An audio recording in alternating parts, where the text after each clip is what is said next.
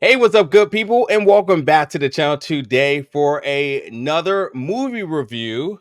Today, we're going to be reviewing the new film Poor Things, which made its limited release December 8th and will be everywhere December 22nd, brought to you by Searchlight Pictures.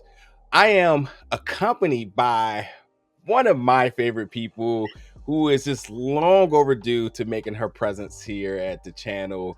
We talk movies all the time. We frequently sit next to each other at all the screenings. So if there's anybody I trust when it comes down to a review and their input, their insight of a film, it is no other than my friend Cortland, who is of Punch Drunk Critics. Cortland, welcome. I'm glad Hello. to have you today. Thank you for having Ugh, I can't talk. Thank you for having me, Najir. That actually works really well with the movie we're going to talk about. Absolutely. Yeah. How are you? I'm good. I'm good. I'm very excited to talk about this. And it is award season. So this is Yeah. where us critics are very hard at work. Where we're targeting some of our favorite films, ready to put it on a ballot to see if it's going to win the big ones. I will say this. This was a film I was very excited for. I looked at the cast and says, yes. Oh, yes. And while there is controversy around the film, which we're not really here to address, and I think I can speak for us in saying that we look at films through the lens of critics, and that alone. I don't like to get into all the politicalness of things. It's just that's just it. It's just a film. I know some folks had problems with the plot and I guess underlining themes and whatnot. I'm not here to talk about that. If you want to touch on anything, by all means, again, I trust you and so on. The table is open for you. But I was very excited for this film, and I want to start off by asking a little bit of a cheat here. Yeah. Will this film somehow, some way be on any of your ballots for any category? Yes. Okay, let's start there. What? Well, definitely for nominations, right? I feel like, members of different guilds have the opportunity to nominate things. I'm totally going to do that, especially for script by Tony McNamara. And then also Yorgos Lanthimos, I'm definitely putting down for a Best Director slot. I think it is brilliantly done visually, and the production, definitely production design. I'm skirting around the most obvious thing that this film should be nominated for, which is Emma Stone's performance, which is like brilliant. And unhinged, and just like one of the most captivating things I've seen this year. I almost wore my hair in a middle part in honor of her thing, but I'm not going to subject anybody to that. But yeah, no, I absolutely love this movie, and I think it will win something come Oscars in March. So we'll see. Yeah. All right, that's the end of the review because that's all of my thoughts right there. So see, but no, seriously, I honestly echo everything that you said here. I think without a doubt, you look at this and you look at the big names, Emma, Mark Ruffalo, Willem Dafoe. You say, well, one of them definitely showed up for sure, absolutely for sure. I was very, very, very blown away by Mark Ruffalo's performance. It was also very unhinged at times. And then Willem also had a very captivating role in this too, but this Emma just really transcend. And I thought like the progression through the film, and obviously because of the development of the character and what happens with the character, which we'll talk about in a second, it makes sense. But you stayed engaged the entire time. It's without a doubt her best performance today. I really don't even know what I think even breathes in the same categories. It's just how good she was for this. But I'm glad you mentioned the cinematography, because listen, that fish lens, the black and white that they use some really bold scenes with colors, and they worked it all. I felt like at some point they was like, hey, let's just see if we can get away with this, and it worked. Everything worked visually. Folks, early cinema too. There's like very much like a George Méliès, Metropolis, that kind of quality to it. I know George Méliès didn't do Metropolis. I'm just saying. Yeah. Those things. It very much elicits that like early cinema vibe in its production value. And it's like a fantastical steampunk. Like I don't even know what the creative. genre. Yeah, I don't know what the, like, what the Yeah. design name would be, but it's what they do with it is so, so fascinating. You know, this is based on a book that actually had it didn't have all of the same fantastical elements that the movie does. Right, Um, right, it's a much more straight, uh, right. world, which I think, you know, I was talking to another film critic about this, that I feel like because the fantastic nature of everything, I think, kind of tones down the brutality of some of the other stuff that Right. is in this film. This film is very brutal. Yeah. It's a dark comedy, but there's some dark shit that goes down in it. Yeah. So, anyway, I think the production design is brilliant. That's my point, and it does really well to suit what Lanthimos is trying to do too. Yeah.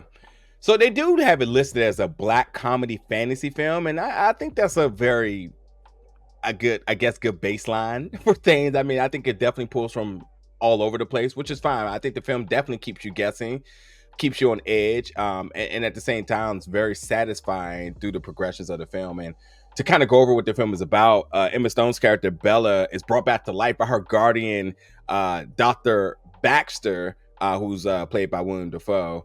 And her being brought back to life, and you know, maybe this is a mild spoiler. Again, the film is available right now. There's a little bit of a brain transplant, so there's a full adult body that is given a infant brain, and with that, everything sort of has to catch up with each other. So we see her a little bit of an adolescence, and then she's maturing, and we see this maturity throughout the film, and this creates some interesting relationships, and there's definitely some discovering of body autonomy that goes on as well too.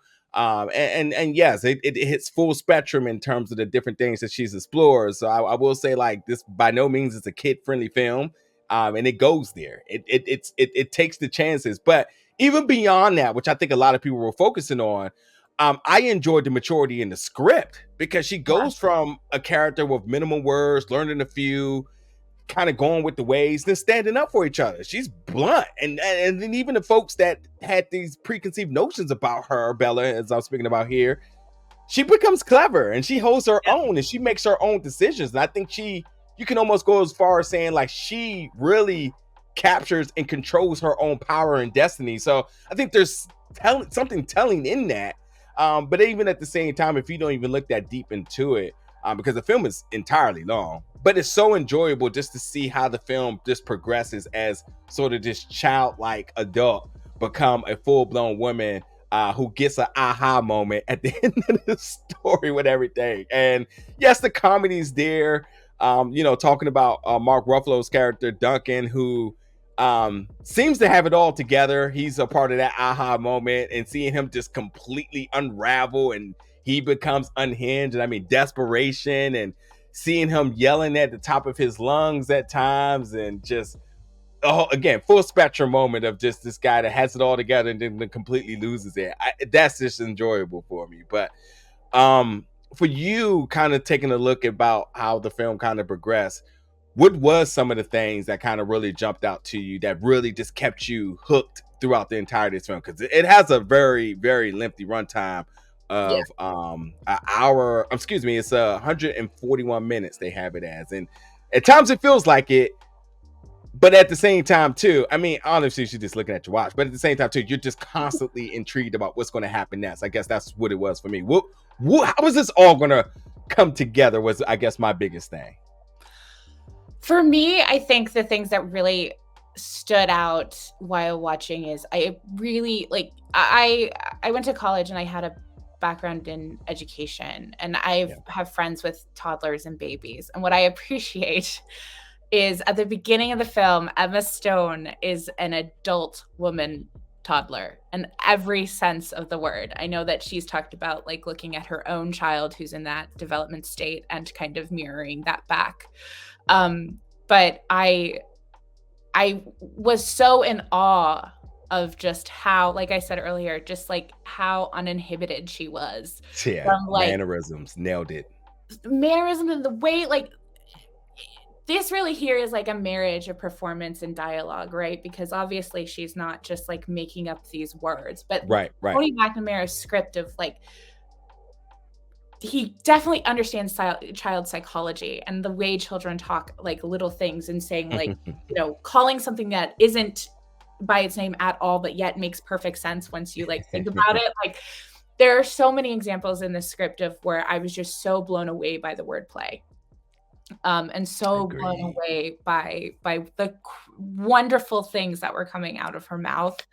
Um, I would like to point out that Willem Dafoe's character's first name is Godwin, and Emma Stone's character calls him God, which I mean, you can't get more on the nose than that. So I really appreciated that. What I also kind of noticed, and not to like make this super political, is that while watching, you kind of notice that Bella is kind of being raised without patriarchy, but yet is expected to follow societal norms anyway by the people who didn't teach her patriarchy, which is Willem Dafoe's character and Rami Youssef's character, who is sort of a student of Willem Dafoe's character, and in love with her, like from freaking get-go. Think she's a goddess. And because he's following rules of propriety, and she is more on an animalistic, like I'm going by what what my instincts are kind of thing. This is an opportunity to kind of be her mate. And then Mark Ruffalo's character comes in as like this roguish dandy I described in my review. And just sort of like, is so captivated by her. But that quickly turns sour. I love how yes, there were moments that felt predictable, but also like there were so many things in there that were just like little surprises throughout. I loved Gerard Carmichael's character and wanted so much more of that. Yes, agreed. I loved Christopher Abbott's little turn at the end, which is like absolutely such an asshole, a Victorian asshole. He's such a dick, and I loved that. There's so many things to look at in this movie and appreciate, and just, I would love, I've gotten a lot of like books about the making of these movies during award season, and I wish I got something for Poor Things, because that's the thing I care about. Like what was Yorgos thinking in this shot and that shot? I mean, there's I feel like it's one of the most cohesive films of the year. Granted, there are some times where like most of Yorgos's work, it's divided up into chapters, and I do feel like there are some chapters that are a little too long, like the Paris brothel chapter. I feel like condensed a little bit. But granted, I also think in life there are our own chapters that we could short, so like it works, I guess.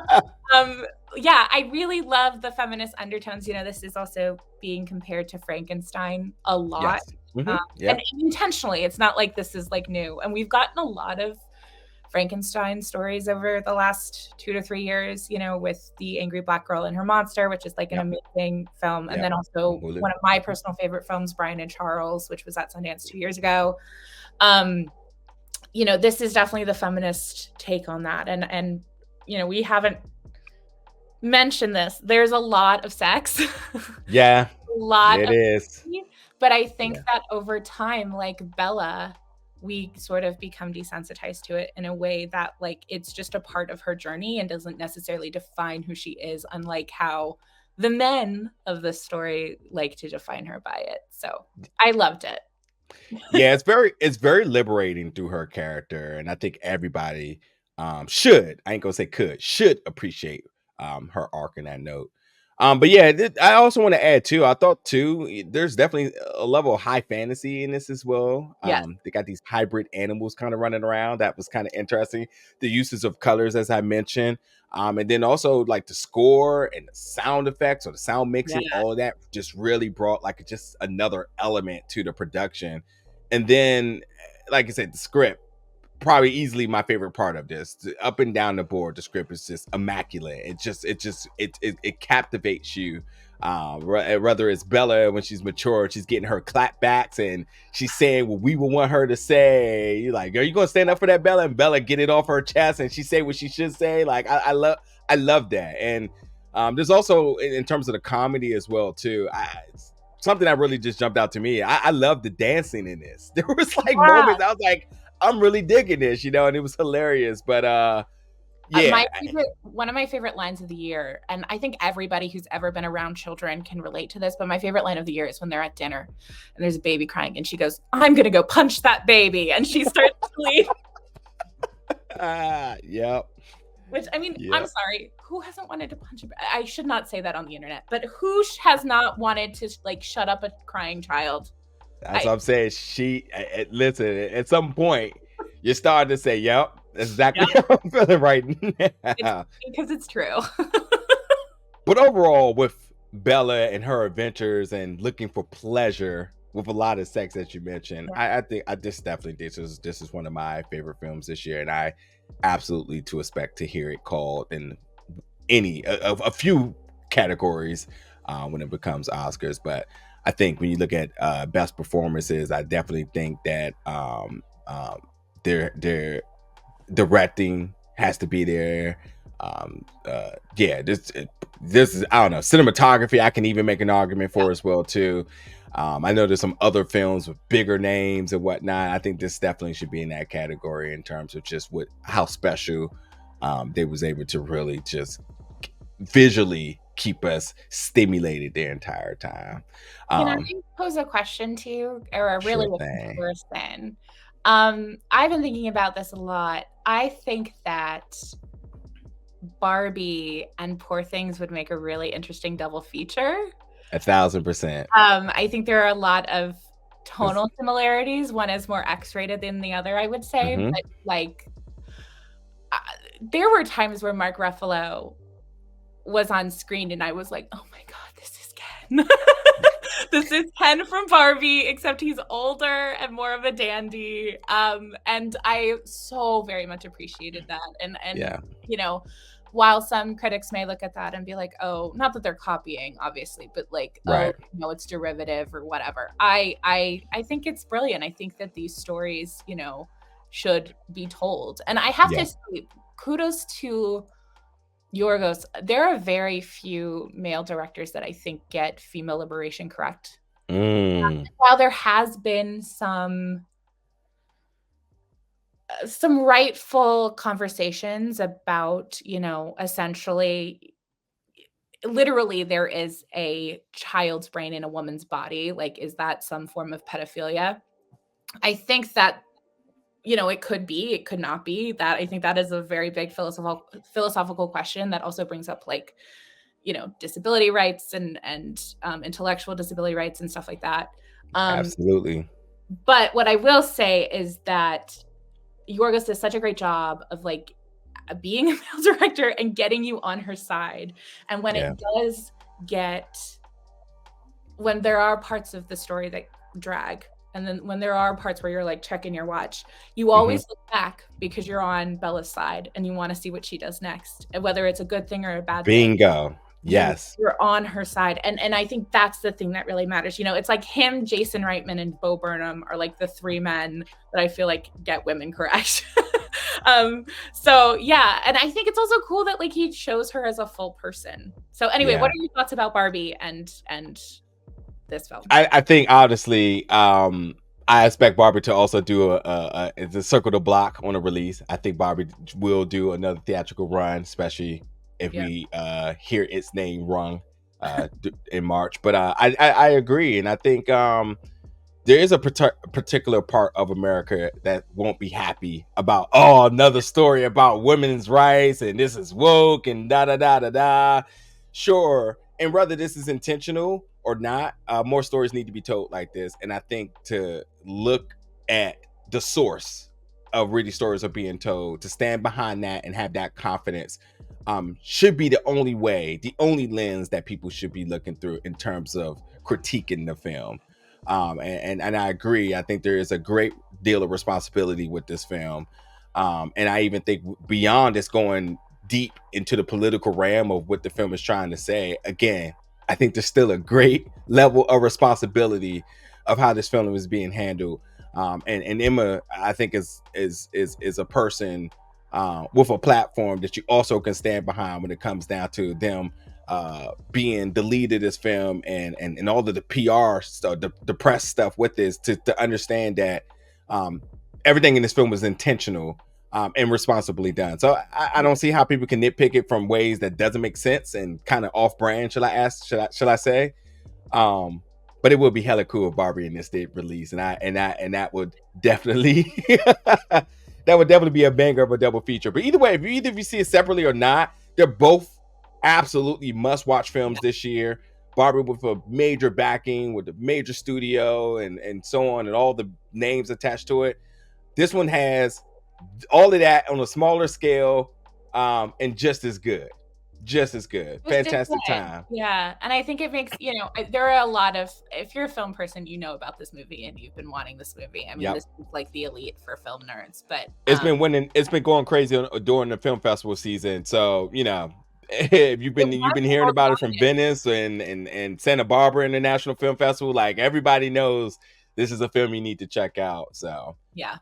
Definitely. Fear not for whatever those folks are saying negative about this film. You should go check it out yourself. It is available in theaters as of now, December 8th. And it isn't playing locally to you right now. It's okay, because December 22nd it will be available everywhere. Cortland, any closing thoughts for the film here?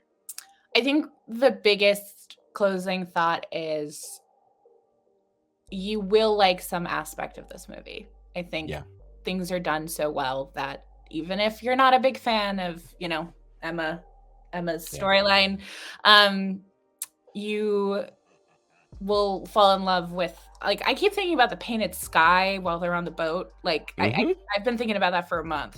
Like, just the whole thing is freaking gorgeous. So, there's something for everyone to look at, I will say. Yeah. Again, I think amazing script, amazing visuals, fantastic performances, the directing, where in the sense that your stars, they do their thing for sure. But even supporting characters with very minimal role, as you mentioned, Gerard Carmichael comes in and I think he's on screen probably 20 minutes, and that 20 minutes he fills it up. Yeah.